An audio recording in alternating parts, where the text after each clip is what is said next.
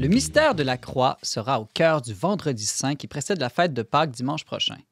Que signifie ce symbole emblématique des chrétiens qui était pourtant dans l'Antiquité un instrument de torture? Sébastien Gendron est là pour en parler avec nous en cette semaine sainte. Bonjour Sébastien. Salut Simon. J'ai juste des questions très faciles pour toi aujourd'hui. Oui, En quoi la mort de Jésus sur la croix, là, au fond la mort de Dieu crucifié, ça nous sauve? Le lien entre croix et salut, c'est pas nécessairement évident. Ben, c'est ça, il y a différentes façons de l'expliquer. Moi, je l'ai parlé de trois explications standards, là, je dirais, mais même pour moi, c'est pas évident. Là. Comme chrétien, ça fait 20 ans que je suis converti, là, puis je continue à regarder la croix des fois, puis je fais comme, mais qu'est-ce que tu fais là? Genre, tu débarques, comme disaient les gens autour de lui, là, bouge, moi, je suis un colérique, hein? Fait que, c'est comme, faites quoi, tu sais? C'est là dans ton tabernacle, à nous regarder faire, tu sais? Fait que c'est sûr que pour moi, c'est comme un grand mystère, le salut par la passivité aimante, là, tu sais, se laisser faire par le mal pour absorber en soi l'amour. Là. En tout cas, le premier modèle qui est assez typique, qu'on présente souvent pour expliquer la croix, là, c'est ce qu'on appelle le modèle juridique, c'est-à-dire que c'est celui qui est présenté par Alpha, par exemple, ou même dans certains parcours comme CCO, le Mission Campus. Les protestants sont assez forts sur ce modèle-là, en fait. C'est l'idée que, par exemple, l'homme a accumulé un péché énorme là, sur la balance, là, si on peut dire. Là, le poids est lourd, et puis tellement lourd qu'on ne peut pas le soustraire par nous-mêmes. Donc, le Christ vient comme prendre sur lui le péché, puis nous en soulager. Donc, il nous décharge de la culpabilité ou Il paye à notre place une dette. Une dette, il paye la facture. Là, comme ou il va en prison à notre place. Exactement. Fait que, c'est sûr que ça fait paraître le côté vraiment beau puis généreux de Dieu, qui prend sur lui nos offenses, qui se sacrifie pour nous. Mais en même temps, est-ce que ça ne nous donne pas une image de Dieu un peu juge ou justicier, que c'est toute une question de faire des comptes? Il y a cet aspect-là, justement, que je trouve qu'il y a eu des dérives dans l'histoire avec ce modèle-là, dans le sens que, juste dans le milieu chrétien, il y a une phrase un peu touchée, là, quand on dit que le Fils vient soulager le Père de son courroux. Là, des fois, on a l'impression que, dans le fond, Dieu est enragé, Dieu est un colérique, là, vraiment. Là.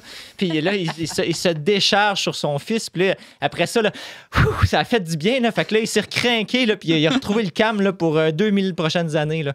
Fait que, tu sais, c'est vraiment... Ça nous donne une image tordue du Père, alors que l'image qu'on a, c'est un peu l'image d'Abraham, hein, qui souffre, qui peine à sacrifier son fils Isaac. Puis c'est vraiment ce que le Père fait. C'est pour lui une torture de donner son fils, mais c'est là son geste d'amour, c'est de donner ce qu'il a de plus précieux. Alors... C'est ça, parce que quand même, ce modèle juridique, là, même si le mot n'est pas sexy, il est biblique, après tout. Exactement. Il y a une justification biblique à ça. Puis mon but, c'est pas de dire qu'il y a un modèle qui est faux, qui est inexact. Il y a différentes nuances, dans le fond, dans tout ça. Mais moi, où je veux en venir, c'est que ce modèle-là, ce qui est intéressant, c'est que même dans l'Évangile, en Matthieu 18, là, quand Jésus nous dit qu'il faut pardonner 7 fois, 77 fois les péchés des gens, donc il faut être comme Dieu, il faut être infiniment bon. Là. Il va parler de la parabole du bon roi qui fait venir son serviteur, puis qui comme il doit des millions, là, puis il dit que je ne peux pas te payer, là, ça n'a pas de bon sens. Fait qu'il dit regarde, j'efface ta dette, parce qu'il tombe à genoux, puis qu'il pleure, puis qu'il a pitié, il le renvoie. Donc c'est vraiment l'idée que Dieu peut faire ça. Dieu est magnanime, il peut vraiment effacer toute notre dette, mais l'effet après, c'est que lui, il sort dehors, il tombe sur son chum qui doit 20$, puis il saute au cou, puis il l'égorge. Tu sais. Fait que dans le fond, ça montre que cet aspect de Dieu qui fait tout pour nous, ça sauve pas nécessairement tout en nous. Ça finit pas de nous rendre comme lui. Tu sais, puis là, d'ailleurs, il va finir en prison. Il va devoir payer sa dette, donc il va devoir réparer, apprendre à payer pour ce qu'il devait aussi. Bon, alors ça, je trouve que ce modèle-là est bon en soi pour montrer ce que Dieu fait pour nous, la magnanimité de Dieu, mais je trouve que ça prend une autre façon de le voir pour comprendre comment nous, on devient semblable à Dieu, comment nous, on peut pardonner 7 fois, 117 fois à l'image de Dieu. Est-ce que, Sébastien Gendron, il y aurait un autre modèle que le modèle juridique aussi? L'autre exemple, le modèle juridique, c'est vraiment, on met là, devant tout ce que Dieu fait pour nous. Dans l'autre exemple, j'appelle ça l'exemplarisme, par exemple, c'est Dieu est un modèle. Donc, le Christ, vraiment, on peut l'imiter dans sa vertu, dans tout ce qu'il a fait de bon. Là, c'est vraiment le Christ extérieur à nous qu'on peut imiter de toutes nos forces. Tu sais, des fois, on dit, dans la vie chrétienne, essaye de penser à ce que Jésus aurait fait dans telle situation. Tu sais.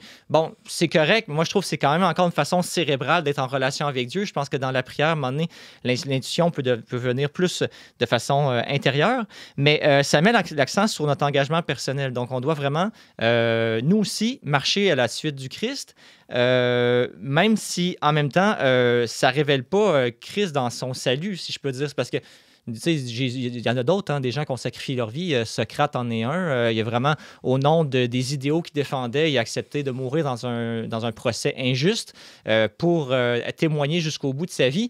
Bon, est-ce que ça fait que Socrate m'aide, moi, dans ma vie, là, dans ma vie spirituelle, autre que par un exemple édifiant? Ça peut m'inspirer. Ça peut m'inspirer, mais que c'est pas ça qui m'induit une force là, particulière, une grâce particulière. Parce que là, si je comprends bien, on parle de modèle pour comprendre le mystère de la croix. Donc, ce serait l'idée que puisque Jésus est mort sur la croix, moi, je dois l'imiter, donner ma vie pour les autres comme lui. Exactement. Puis il y a vraiment eu des courants en théologie là, où on a réduit vraiment la croix à un modèle extérieur à l'homme qu'on doit imiter, dans lequel finalement, il n'y a pas vraiment de communion spirituelle entre moi et Dieu. Là. Mais est-ce que c'est pas un peu décourageant? Parce que moi, honnêtement, j'arrive pas à donner ma vie comme Jésus, puis encore moins sur une croix. Ben exactement. C'est ça tout l'enjeu de ce défi-là. Je donnais des enseignements sur les tentations au désert là, durant le carême. Puis ça commence avec le baptême. Hein. Puis dans le baptême, c'est vraiment ça. Jésus plonge dans notre réalité pour qu'on plonge dans la sienne. C'est fou, là, on y pense pas, là, mais quand on parlait du baptême d'adulte tantôt, là, c'est consentir à entrer dans ce projet de fou-là, que si vraiment Christ a tout donné pour moi, je dois être prêt à tout donner moi aussi. Fait que toute ma préparation catéchuménale, mais après toute ma vie, parce que les tentations du Christ viennent après le baptême, donc c'est mon entrée dans la vie chrétienne, je dois apprendre à mourir au monde. Mourir au monde. Puis ça, je pense que dans un monde qui se déchristianise de plus en plus, il y a quelque chose à redécouvrir là-dedans qu'on avait moins besoin d'entendre depuis quelques siècles dans un monde de chrétienté où, dans le fond, toute la société était chrétienne, avec des institutions chrétiennes, avec des valeurs chrétiennes. Dans le fond, se réaliser dans le monde, c'était une bonne chose. Ça pouvait épanouir notre vie chrétienne. Mais dans un monde qui se déchristianise, on redevient comme au premier temps de l'Église, ben il faut être capable de faire ce discernement entre qu'est-ce qui est de Dieu puis qu'est-ce qui ne l'est pas dans le monde qui nous entoure. Puis ça demande de faire des choix quand même radicaux. Ça demande un discernement aussi. Puis ça demande un engagement de toute notre vie pour être à Dieu. Parce que, tu sais, quand moi, je vois Jésus en croix, je me dis, la chose auquel on tient le plus, dans le fond, au monde, là, c'est d'être bien. Moi, je veux être bien dans la vie. Je veux que mes affaires aillent bien. Alors que là, c'est de la souffrance qu'on met devant ta face. Pur et dur. Il n'y en a plus de bien. Là. Jésus, on n'a pas idée comment c'est dur ce qu'il a vécu, comment c'est atroce. Et je me dis, mais il fait tout ça parce qu'il y a une multitude qui va en profiter après lui. C'est vraiment la kénose, là, c'est vraiment... lui, c'est du mépris de soi par amour pour les autres. Là. Ça va jusque-là. Donc, en fait, il faut en arriver de plus en plus à ça comme chrétien, mais en quoi cette mort en croix n'est pas juste un modèle extérieur ou un acte accompli qui ne me concerne pas directement. Je pense que c'est ce que moi j'appelle le modèle mystique. Fait que ça, ce serait comme ton troisième modèle pour comprendre le mystère de la croix? C'est celui que j'essaie de vivre dans ma vie. En tout cas, c'est de comprendre que tout ce que le Christ vit depuis sa naissance, sa conception jusqu'à sa mort, un mystère de communion avec ma vie personnelle et la vie de chaque personne. Puis quand je contemple la vie du Christ, c'est un peu ma propre vie que je contemple à travers lui parce que lui, par amour, s'est uni à moi à chaque occasion de sa vie. Puis ça, c'est possible juste parce qu'il avait une conscience divine. Là, l'être humain ne peut pas faire ça, mais il a vraiment considéré chacune de nos existences et il a donné sa vie pour chacun. Donc, autrement dit, c'est un équilibre entre le volontarisme, dont j'ai déjà parlé dans une autre chronique, puis le quiétisme ou le fidéisme. C'est que dans le fond, plus regarder Jésus en croix me ramène à mes insuffisances ou même à mon péché, ben ça ne m'écrase pas. Parce qu'à chaque fois, je vois que lui me donne tout. Plus il y a de la place en moi qui se dégage, plus lui peut rentrer en moi. Plus je renonce à des choses qui sont superflues, qui sont pas nécessaires dans ma vie, plus j'y fais de la place à lui. Et là, je pense que c'est ça l'enjeu du carême, justement, qu'on a vécu ces dernières semaines, c'est de faire de la place.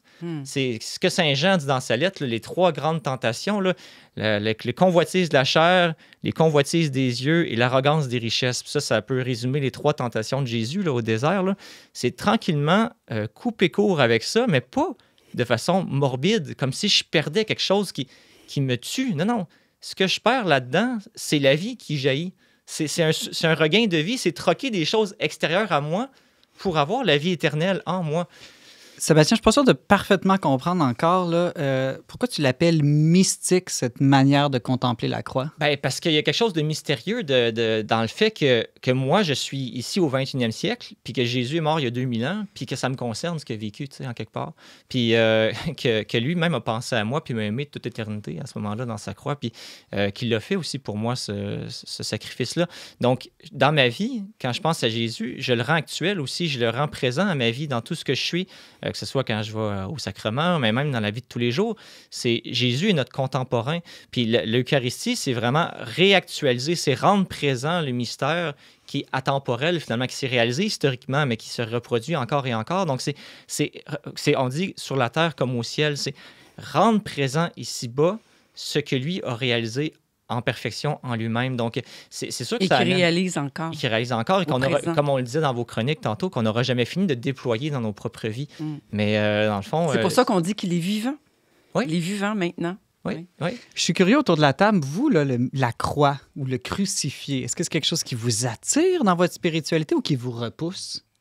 Moi, longtemps, j'avais de la misère à regarder la croix. Même si j'allais à l'église, ça me scandalisait, dans le fond. J'étais scandalisée de cette injustice.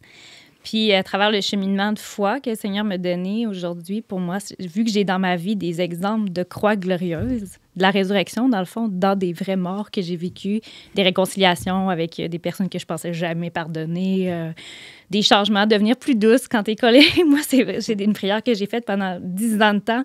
J'ai encore la tendance à la colère, mais le Seigneur me donne un autre esprit que je mérite pas puis qui me donnait gratuitement. Pour moi, ça, c'est des exemples. Puis la croix, maintenant, pour moi, c'est plus une croix glorieuse qu'une croix comme un élément de torture. Mais c'est sûr qu'au quotidien, quand tu vis tes croix quotidiennes ou tes difficultés, elle peut redevenir un élément de torture. Ariane et Brigitte? Ben moi, j'ai pas... ça a toujours été cérébral pour moi, la croix. Comme il expliquait au début, tu sais, c'est comme, Jésus sur la croix, il a souffert, Mais il y a 2 ans, j'ai lu les 24 heures de la Passion de Notre Seigneur Jésus-Christ de Louisa Picaretta. Là.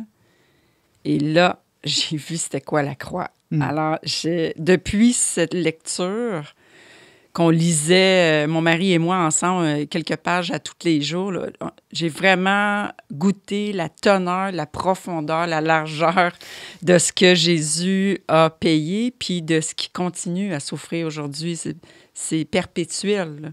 Donc, je peux dire que j'ai une grande dévotion. J'ai la Sainte Face dans ma chambre. Wow! Ouais. Marianne, est-ce que tu avais quelque chose à ajouter? Peut-être pour les gens qui nous écoutent puis que c'est pas un symbole auquel ils pensent particulièrement souvent, je vais vous rassurer en vous disant que moi non plus. Puis en fait, moi, quand il y a des représentations de Jésus sur la croix, tout en sang, je dois éviter... Tu as évoqué rebutant, là. Ouais. J'avoue, je trouve ça dur à regarder. Je trouve ça comme un peu gore. Puis, tu sais, au Vendredi Saint, quand on va comme embrasser la croix, je trouve ça un peu bizarre. Mais pour être honnête, là, mais on le disait... hors d'onde, on parlait de conversion, puis on se disait la conversion, c'est pas quelque chose qui arrive une fois, c'est quelque chose qui continue de se passer. Fait que j'avoue que ça me donne envie là, d'y réfléchir un petit peu plus, je te lance de creuser le mystère. La question, Sébastien, pourquoi est-ce que Dieu aurait choisi un symbole si extrême? Moi, peut-être je pourrais terminer là-dessus parce que c'est quelque chose que j'ai réalisé récemment. Moi, je réalisais que j'en voulais à Dieu. À cause de mes souffrances, à cause de tellement de souffrances qui sont permises dans le monde, à cause que je trouve que Dieu n'intervient pas assez, qu'il ne met pas assez de règles, qu'on est trop libre. Puis, dans le fond, quand on regarde la vie de Jésus, c'est le procès d'un innocent. C'est le procès d'un homme qui fait que du bien toute sa vie et qu'on tue à grands frais en se déchargeant de toute notre haine. Et puis, on dit dans l'Épître aux Éphésiens que Jésus est l'image visible du Dieu invisible. Puis moi, je trouve que contempler Jésus en croix, c'est voir l'innocence du Père, en fait. Qui n'a fait que du bien, qui a créé des êtres libres en voulant leur bien, puis des êtres libres se sont détournés de lui. Mais ça m'aide à me réconcilier parce que la rédemption, c'est aussi un processus de réconciliation avec le Père du ciel. Puis, c'est ça, Dieu est innocent, mais c'est l'homme qui le met en procès, en fait.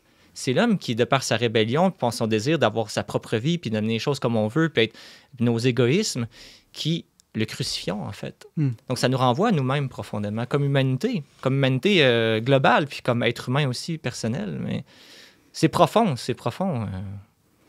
Moi, je peux témoigner en tout cas qu'avant d'avoir souffert, la croix, c'était juste cérébral aussi, un peu comme Brigitte. Mais je pense que le jour qu'on vit une souffrance, c'est comme si moi, j'ai compris dans la souffrance le lien entre souffrance et amour. Mais il fallait que je le vive dans ma chair, de voir comment, c'est pas automatique, là, mais par la souffrance, il est possible qu'il y ait une capacité d'amour qui débloque. Peut-être parce que ça passe par l'humilité, là, entre autres. Là. Ça nous tente de nous-mêmes, puis notre petit bonheur, puis nos petites affaires qui vont